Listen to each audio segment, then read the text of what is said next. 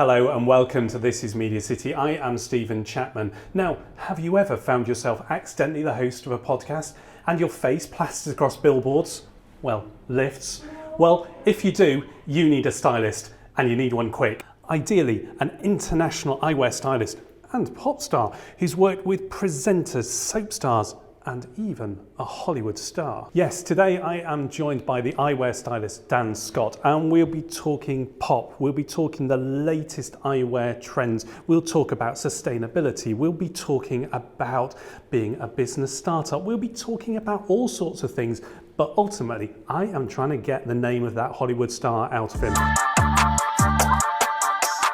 So, Dan, you run the eyewear stylist, and you've been based here for how many years now? Yeah, good 4 years. What we're going to do on the podcast, we're going to talk a bit about where you come from, what you do, all that kind of thing, and explain a bit about why you've chosen MediaCity as your home.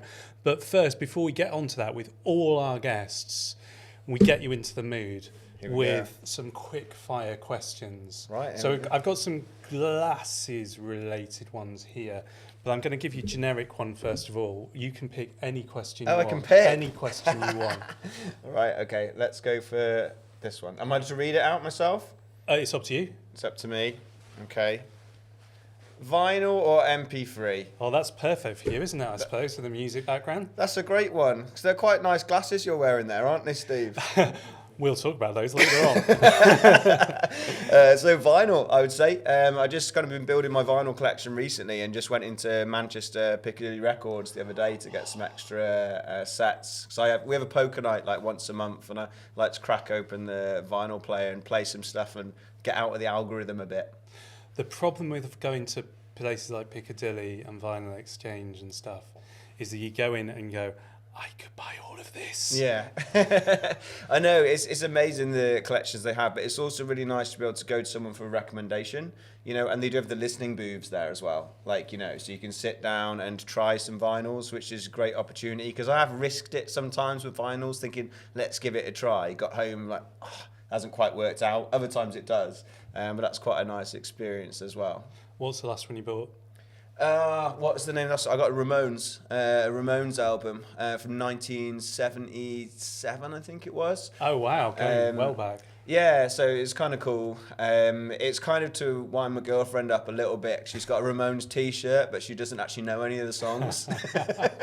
So I'm going to force her to listen through them so she at least knows some of the songs. The Stooges came on in the car this morning, and I had exactly the same thought that people are going to wear those.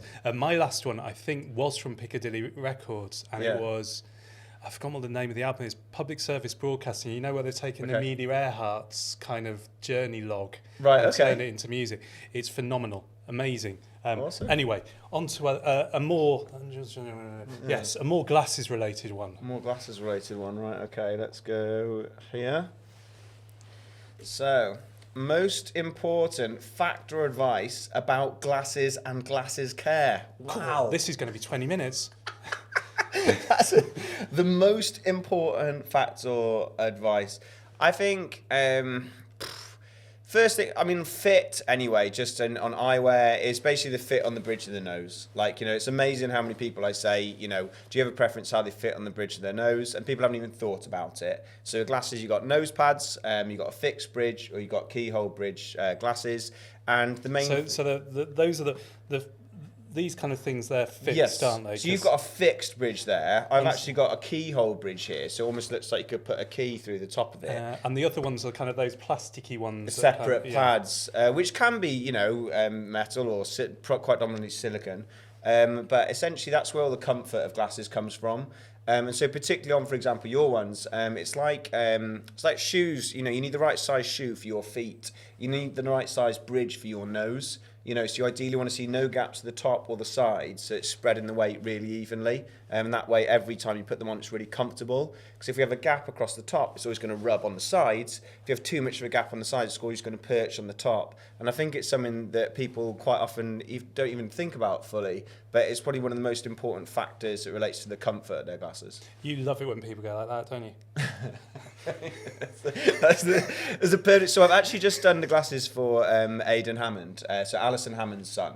So I was out at her house on Wednesday last week, and it was really interesting because I'd seen him on his TV show he's just filmed with her, and he was kind of on a podcast as well. They were down just pushing them up. I was like, dude, we have to get that sorted. So I kind of whizzed over to his house, and we sorted out a much better fitting pair of glasses for him. I'm going to fit him with next week. So yeah, it's you say it does wind you up when you see that, because you know it's a sign of it not fitting perfectly. It was the first thing you said to me. Oh, stop it. Was it? Yeah. Sounds about right. The interesting thing is, and what you just kind of mentioned now, is because people will be watching this going, why have you got an eyewear stylist on This Is Media City? Why is there an eyewear stylist at This Is Media City full stop? Yeah. But I suppose one of the things that you are doing is you're working with people like Alison Hammond, and as well as her son, or is it just her son? Yeah, well, Aidan, Alison's popped in the studio and things, and so it's something that's maybe on the cards sometime soon. But so far with Aidan, we're sorting some eyewear out for him, because he wants to wear it a lot, not just on, starting to do some TV bits with Alison, but like some DJing. He wants to kind of wear them more for his DJing as well. So I've managed to source him some really cool glasses with like fashion tints, which are hot on trend at the moment as well. So is that why you're wearing fashion tints? That's why I probably immediately dated this podcast by just wearing these now. But right now, it's the hot trend is fashion tints in eyewear, yeah. But you've also been doing lots of work with other TV shows and stuff like that. Tell us a bit about that. Yeah, so essentially what I worked out is, just like we are now really, there's lots of sort of lights and cameras on us and things like that. And I noticed there's a lot of issues with filming with TV actors and presenters, where you get a lot of reflections in glasses, which can be a bit of a nightmare for cameramen and things like that. So I sourced these lenses from Japan. They're called no reflection lenses, where they basically adjust the angle of reflection quite significantly, and they make sure any bandwidth for light that comes off it is kind of the least noticeable to the human eye. So it's almost like they've got no reflections in. And so with your help, we filmed a video, didn't we? I think in the early days, to showcase how they'd work. And off the back of that, I had quite a few people reach out to me. So I had EastEnders reach out to me, so I do the glasses for them when they need it, Coronation Street. And then recently got contacted from the props department in New York for a feature film that I've done the glasses for. Who you can't tell us anything about. Apparently I can't tell anything about just yet until the production's finished, which is frustrating, but it's really exciting. You know, he's going to be wearing the glasses for the entirety of the film, the main actor. We know it's a. There we go. I've given an exclusive away. Okay, but yeah, and I'll be in the credits of the film, and it's really exciting. And I'm hoping it'd be great if I can get a thank you video from the actor, because actually the mad thing with this world we live in with exports and imports and stuff is we ship them out to be filming across to America, and basically they got stuck in customs, and they had the filming to do the next week. And these lenses normally take 3 weeks to come through from order. Oh, God. So I had to somehow go above and beyond to contact all of the right people, and they ended up having to get a production crew member, physically pick them up and fly them out there on the plane themselves. And so, that was amidst me going down to Surrey to do a styling day. And I think I was actually going to 100% Optical, the trade show that I'm going to this weekend as well. So I had so much on. So I was like in the car doing phone calls, doing all this other stuff, and then meeting people, picking stuff up and driving it up to Manchester. And it was a mad time. But they said they were going to try and get a thank you video from the actor. So if he can send me one, whether he ever realises what was required level to get those that glasses has gone through to get those glasses, exactly. So how does that kind of thing come about? Because presumably, normally you have to have a fitting. Do you have to do it from photos? Do you have to? Yeah, I mean, I think the thing is with like character acting is kind of like character glasses are slightly different to what you do with the norm in a sense. Like, so the dream would probably have been to do the fitting as well. Whereas if you can do a head grip type fit, then it's not as reliant on you having to hook it behind the ears and those sorts of things. But yeah, it's kind of been an interesting journey with the TV and film stuff, because you do have to work slightly differently as you would to normal. Because, like, you know, if I'm seeing any general public, I'm styling you in what looks best for you, what's best for your lifestyle. Whereas when I do Ken Barlow on Coronation Street, I can't put him in some really fancy or bright coloured glasses or something that doesn't fit in with his character. So you end up having to put them in something that is, you know, something that would work for that character. So it's a slight different vibe. So in cases like that, I suppose the Ken Barlow, he's not necessarily involved. It's more the script writers, the costume, and people like that saying this is the vibe we're going for. Yeah, so sometimes even it depends. So with the soaps, sometimes they've obviously, if they've had a long-standing character that's always worn pretty much the same thing, sometimes you'll end up, it's basically the frame and we're doing the lenses like for this. Like, whereas if it's for something like the film, where you might have a bit of play around with it, you've got maybe a bit more creative scope. But it depends, because if it's like a period film or something like that, then again you're limited versus if it's something that's right up to date. So my friend did the glasses for the Wicked movie, the glasses for Elphaba. Where he basically kind of adjusted this round pair of glasses, and he kind of put that diagonal bridge on it, which I thought was really cool. And it's quite often quite fast time frames as well, because it's a part of a costume that's not always necessarily something that's immediately considered. But I actually ended up in the newspapers talking about that movie, because I was particularly gutted because my friend had like designed those glasses, where there's a term that I've coined called a spexism, where I kind of get frustrated how the character wearing glasses in films have been getting portrayed. And for example, in that film, it was a perfect example where the character's got some really cool glasses, with that diagonal thing, quite iconic and probably quite inspirational for a lot of kids that are watching it as well. Whereas it got to the song Popular within the movie, and suddenly from that moment it's all this peer pressure to be popular, and she took the glasses off, and then the rest of the film she's not wearing the glasses. And it's obviously not like she just suddenly had a sight test and doesn't need them or something like that. Who knows what goes on in the world of wizardry and whatever it is. But it was a shame that she felt peer pressure to take off these really cool glasses in order to be popular. And that's actually something I'm trying to change for people across the world. So there's not spexism out there, where it's not always the glasses wearing character's the geek, or it's the ugly girl at school that suddenly takes them off and is the most beautiful girl at prom. That's like a trope though, isn't it? That one where it's always the hair gets styled, the glasses come off. Oh my goodness. Yeah, exactly. And I think it's such a shame that people should ever feel like that. And I think people don't realise how that really affects a lot of people, and how that feeds into culture and pop culture and like bullying at school and stuff like that. Whereas I think if we had more glasses wearing characters that are like the heroes and considered a good-looking character throughout it, embracing the eyewear and that sort of thing, I think it could help a lot of people. Obviously Superman, another one, takes them off, suddenly Superman. And it might sound subtle, but enough of these things happening, so I'm trying to call it out when I see it. And I think if we could have more interest in those glasses that are worn and do something that's quite cool and quite different and quite trendy, we could maybe change up, because there's about, I think it was like 67-70% of people in the world that wear glasses. It's a crazy statistic. You'll be able to Google the exact number, but it's more than half of people, and I think we want people across the world to have good self-esteem and feel confident in their glasses. And I think if we can do that and inspire people, have more people in the limelight wearing and embracing glasses, then it's just going to help people.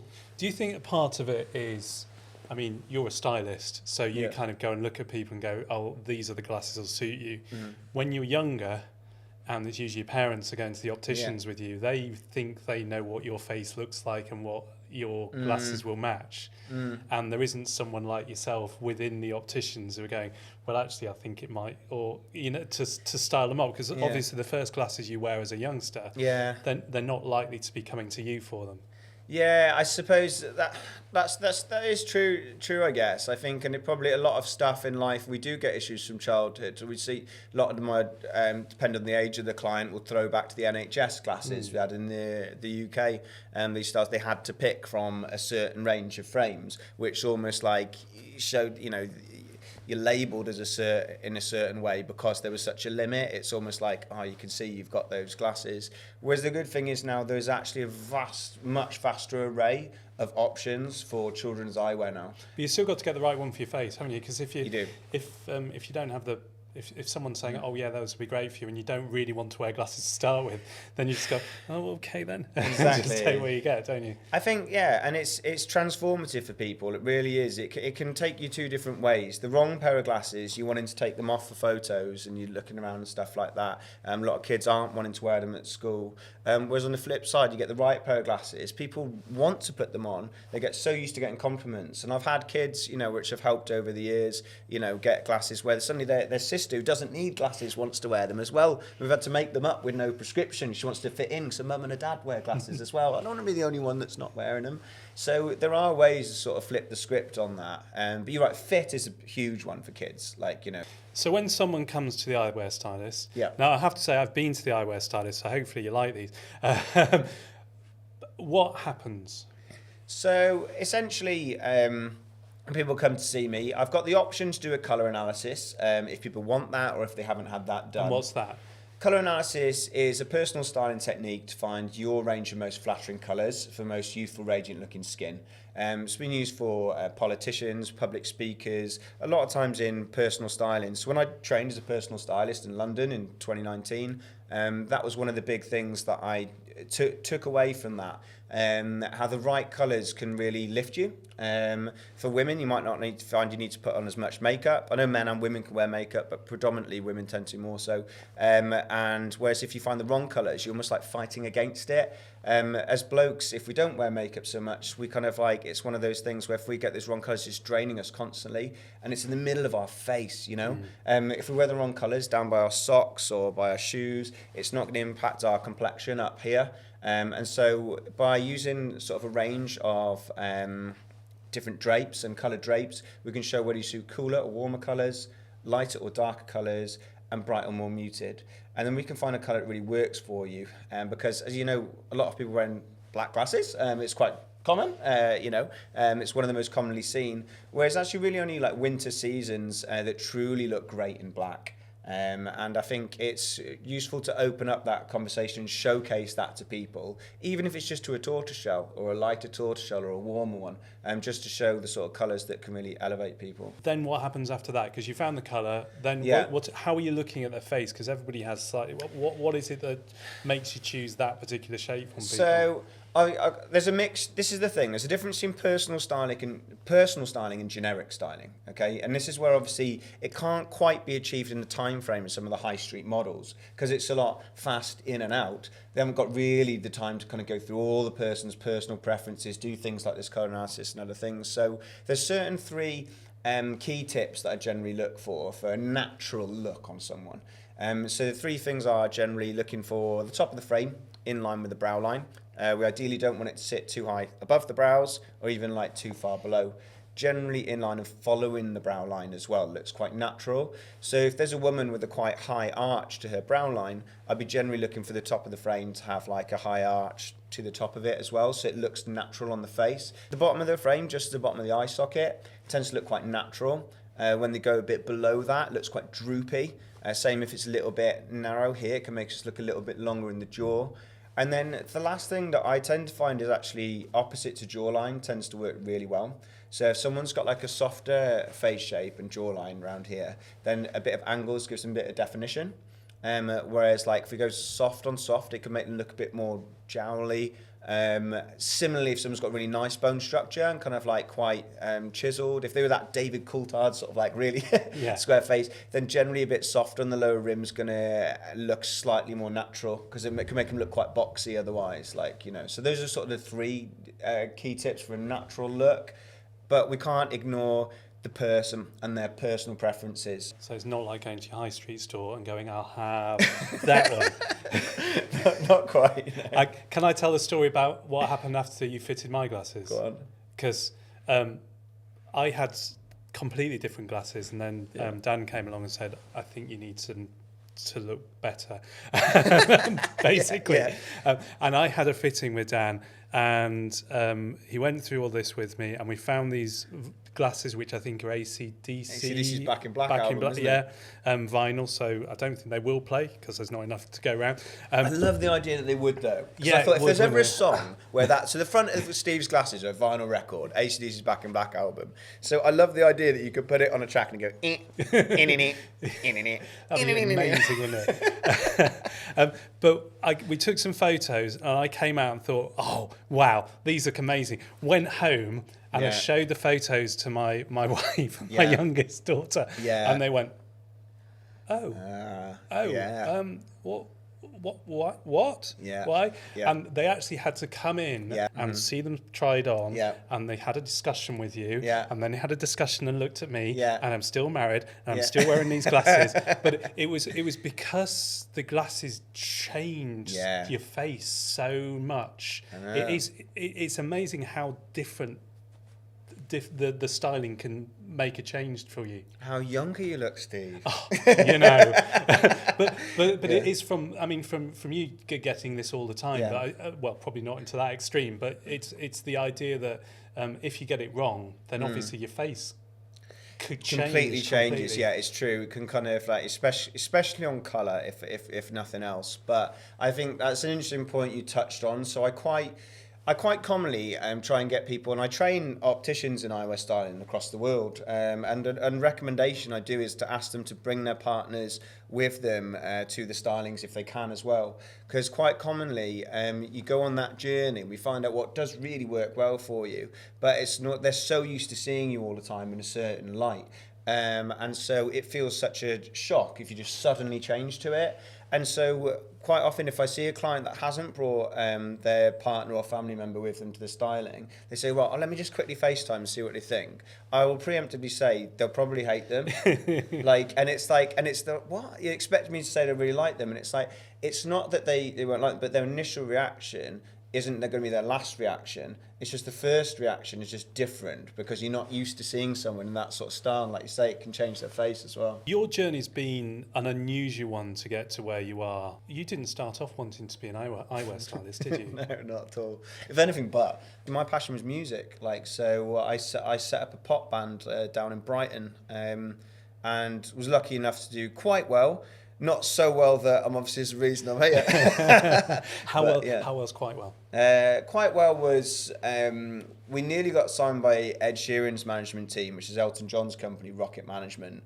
And he knows his glasses. He knows his glass. I keep thinking there must be a link there, like to kind of come back and chat with him because obviously I must have a link with that company, and he does wear eyewear as well. So one day I reckon our paths could cross for sure. You could co-write, and co-style. Imagine that! Oh my god! Yeah. Sorry, we went off. Yeah. So Rocket Man were interested in you. Yes, Rocket Man were interested in me. I think.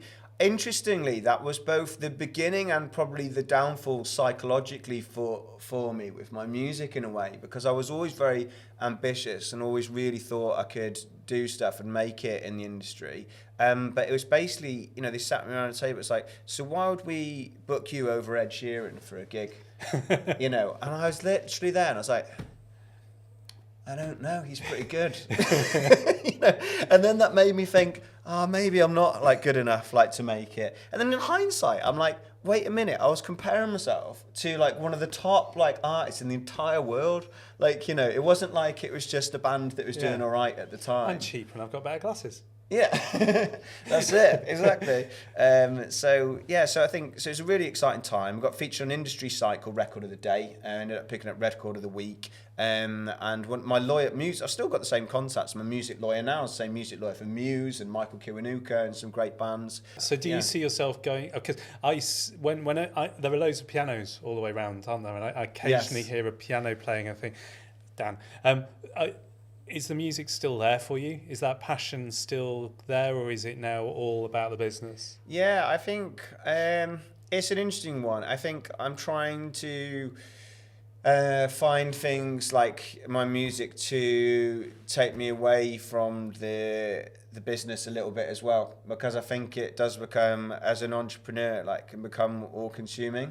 Like, you know, you're constantly grafting to get your business off the ground and do well, and you're working all hours. But you do end up with burnout and breakdowns and stuff like that. So I think trying to find those things like which you can help you relax a bit, take you away. So music's always going to be a passion of mine. I'll always go to gigs and stuff like that. But I think it's one of those which is going to be a passion for me to enjoy. So like you say, I love playing the pianos whenever I'm posting off my eyewear to clients and stuff. We generally have them dotted around like near in shopping malls, and I played it in Piccadilly, you know, everyone thought I was on that thing, piano, whatever it was. So I still love playing it, but I mean, a dream. It would be so cool. Imagine if I could. I'd love the idea. I've started working with radio DJs now. Done Craig Charles, of course, and I got backstage at Glastonbury last year, which is like insane. And so I love the idea of finding a way to get into music as well, especially if I could get staff and it could give me that opportunity. That'd be great. And you now feel very much part of this MediaCity vibe, and you're now on, this is the second floor, which is kind of our creative studios zone. It's all about bringing people together and networking, but your office is literally right bang in the middle of it. So how do you feel about that? Because you're not, I would say, traditional MediaCity fare, but you've become very much part of it. I mean, it's exciting to see what's happening with MediaCity, like with all the changes that have been going on. I think it's something that has probably been needed in like my eyes. I think like we've had a community. The world, when I came here, you got to remember, it was literally just still pandemic time.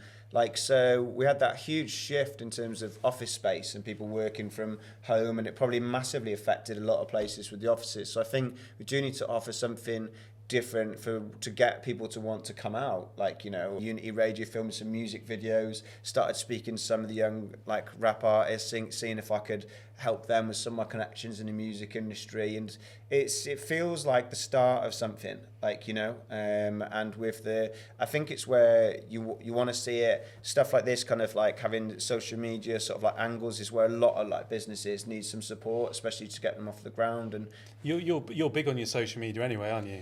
I do my best, like, you know. Oh no, come on! You've got. I think you've been using students from the university as well to help you out. In the past, yeah, I had some. So this is the thing as well, you know. It's trying to. So it's from Salford University. I had some interns. I also had one on accounting and finance for a period as well. You know, just to help me get on top of that side of things. So I do my best with socials. You're a very media savvy eyewear stylist, aren't you? Because it's part of your shtick, I suppose, isn't it? It's your thing. I think I enjoy it. I think like basically my mission really with the eyewear stylist anyway was to sort of educate and inspire. And I feel like, you know, we've got a lot of high street chain stores, a lot of this neutral sort of styles and not too much difference. And, you know, but when you really go and see all this independent eyewear and these really creative designs, like glasses made from vinyl records, there's glasses made from coffee beans, from leather. These are made from wood, like birch wood, and they're custom made. And, you know, so there's loads of cool stuff. So I think my thing really with the content was one wanting to educate people on what styles suit them, things like that, how to judge value for money, and to inspire, like, you know. So I just got back from Milan last weekend, the top international trade show in the world, and just doing loads of videos so people like feel like they're there with me, and that's what I want for people, to get inspired about eyewear. So I do my best to get as much content as I can, and I think obviously part of that is also because I kind of need to, in a way, because I've not got a shop front like a traditional retail shop with just people wandering past, which is great for me. So it gives me flexibility, so I can do all these pop-up styling days, like in Leamington Spa, in Surrey, done on Savile Row in London, like, you know. But it does mean that in terms of communicating that message and getting people to hear about you, you are reliant on things like networking and social media. So, yeah. And winning awards. And winning awards. Come on, let's talk about let's talk about the one that got away first of all, because we have to start on that one. Yeah. This was a big global award that you were a finalist in. Yeah. So that I got quite overwhelmed with that, really, actually. So what was the award first? So it's for International Optician of the Year. So that's essentially, he's voted for as the top optician in the entire world, essentially. Which ain't bad. Which is not bad. And there was the kind of cool thing about that is you can't self-nominate. So there's a lot of awards out there which people can put themselves forward, and I didn't. And I guess more than one or like numerous people had put me forward for it off their own back, so then it came as a real shock to me to see that I'd been nominated as like a finalist. And so that was just super exciting. And so the awards were in Paris last year in September. And it was, unreal. It's like a Bond movie, actually, when you went down to where the awards were. It's in the Louvre. Oh, very nice. Which was so cool. And there was like these people on stilts, like looking down at you. And there's champagne, which is on tap, basically. and when you go in there, everyone gather these thousands of people in this room. And it's kind of like this bloke was playing this grand piano, this entrance with the lights going across and stuff. And then you saw like me and 3 other guys on the giant screen and the winner is... obviously, it had been the dream to win, but I think... But top 3? Yeah, well, that's it. So top it's not, 3 in the world? Yeah. Hey, that's all right. It's not but too even bad. better in the UK. Even better in the UK because, so we had the Eye Care Awards in January this year where I did win Dispensing Optician of the Year for the UK. That was nice. Do these things open doors then? What is that? Is that how you get the film gigs and things like that, or is it just the film stuff? I think it's just because I've helped sort of like solve a problem that I think's there. I think people do struggle with these sort of like reflections in movie and actors, and whenever I speak to people like yourself and different producers, to say, "Oh, we're always getting these issues." So that's sort of like one thing. I think also there's not a whole lot of people that really are doing what I'm doing. A lot of people, don't know what suits them in glasses, and I think because I'm got that unique sort of combination of qualified optician and personal stylist, then a lot of the things that have happened for me, certainly in the press and stuff, has been through just inbound stuff to me rather than me having to go out to it. You've mentioned frames or so before, because one of the things that I know that you're passionate about, I know you're passionate about lots of things, but one of the main things I know you're passionate about is the sustainability, because a lot of glasses are plastic. Yeah, I mean, it's great. These are vinyl, so they're recycled, old vinyl. You're wearing woods ones as well? Exactly. I mean, there is a lot of plastic waste in this world. So I ended up actually chairing the Sustainability and Social Value Network for MediaCity, as you know. And it's something that within my industry I've done sort of talks on how to stop greenwashing in the eyewear industry. There's a lot of acetate out there, eco-acetate, bioacetate, and it's really kind of getting to the crux of how sustainable these things are. Doing my best to kind of, with sustainability, a lot about it is transparency as much as anything else, and there's always a difference sometimes between biodegradable, recyclable, certain trade-offs. These ones are made from birchwood in Madrid, and they get them made to order. And so the sides are stainless steel, which is recyclable. And then, wood's about as good as you can get, I think, as one of the materials. We're starting to see more 3D printing coming through, which I noticed in Milan last weekend, which again kind of is an interesting sort of concept, pendant, sort of materials they use for it. It's something I try and do my best to keep a top of, and if anything, just be transparent about what people are looking for, and ideally get glasses that last. Last 12 months has been a heck of a 12 months for you. International competitions, Hollywood, soaps, DJs, music, whatever. Yeah. What does the future hold for Dan and the Eyewear Stylist? I think, I like to think, hopefully, I'm closer to my first TV appearance. I was going to be going on Steph's Packed Lunch on Channel 4 last year before it got decommissioned. So that was going to be really exciting. You never know with the whole Aidan Hammond and thing, whether that can lead to anything, I don't know. But I kind of, I really want to kind of be that go-to guy on expert eyewear advice. I feel like that slot's not really being filled by anyone in the world right now. If you think about who's the guy that talks about eyewear, Gok Wan was a bit with clothes in the UK and stuff like that. And there's what was the other dude, the hair guy, Nicky Clark or something? Is that it? It's a bit that go-to expert. That's kind of really where I kind of want to go with things and help educate and inspire people on eyewear and sort of build that profile and help people. obviously, if we're going to scale the business and kind of get staff, that's going to really help me to do that as well. So yeah, there's so many options available to me. Creating my own eyewear range is another one I got on the cards. Oh, really? Yeah, but I don't really want to give too many secrets away, because I've got a really specific idea of a gap that's not being filled. That I think would be really cool. So it's one of those. It's going to require some research and development and stuff, but I think that's something that I'd be excited to enter into the world at some point as well. Oh wow, that's amazing. So it's been a busy year, but it looks like it's going to be an even busier one coming up. Yeah, lots. If you're a happening. casting director, hey, this is the guy you want on your show talking about glasses and stuff. This is where it all starts, Dan. That's it. And I'm going to get my own IMDb account soon. Of course, because you're Hollywood now. The Hollywood, but amazingly, the PA to the owner of IMDb reached out to me on LinkedIn, and she wears glasses and she's helping me to set up my own IMDb account. So that's kind of cool as well. I'd like to think that I kind of can go international with it as well. I really love the idea of kind of being able to go out to America and do some more stuff across there as well.